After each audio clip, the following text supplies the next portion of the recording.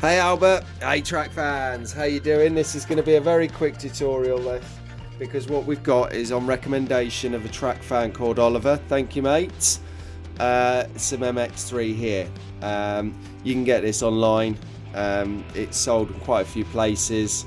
It costs on average £10 a bottle, so it's, you know, it's quite expensive. If you add it together with postage, it'll be about £14. So shop around and get a good deal, but let's try it out. What does it do first? Well, it acts as a lubricant and a cleaning agent for your track.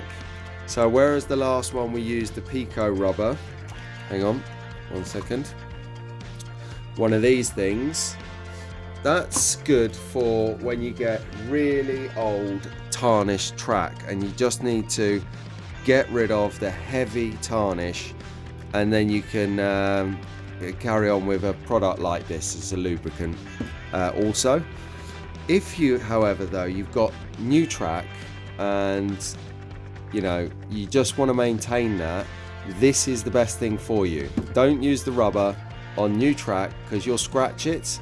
But if you've got some some second-hand track and it's already knackered, then use it, get rid of the dirt, and then treat it with this, and this will help with the actual speed and movement of the track. So let's test it out. Right, I am going to use a rag. It's best to use a lint-free rag, but needs must. So put a bit on there, and then, you know, it's not rocket science. You're literally rubbing the rail. So let's get a bit of elbow grease. See what we can do.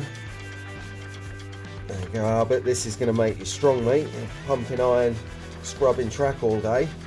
But this is maintenance, really. This is just to get rid of if you've had a good afternoon of racing with your pals and you got a bit of residual wear. And also it's good because it cleans the edge bits nicely where tyre skids might have come on burnouts. If you saw some of our tracks, we actually get stuck on some of the corners where we're just like wheel spinning. Well, this will help on the outsides of the track with a bit of grip. So give that a good wipe over the whole lot. Yeah, pay special attention on the track bit, of course. Oh, hello. Turn it around. So, what's the verdict? So the MX3 has given us a clean track, a nice track.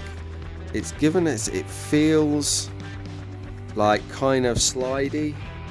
It must be because of its lubricants. It's oil based and it's nice, and I like this a lot because it's actually made with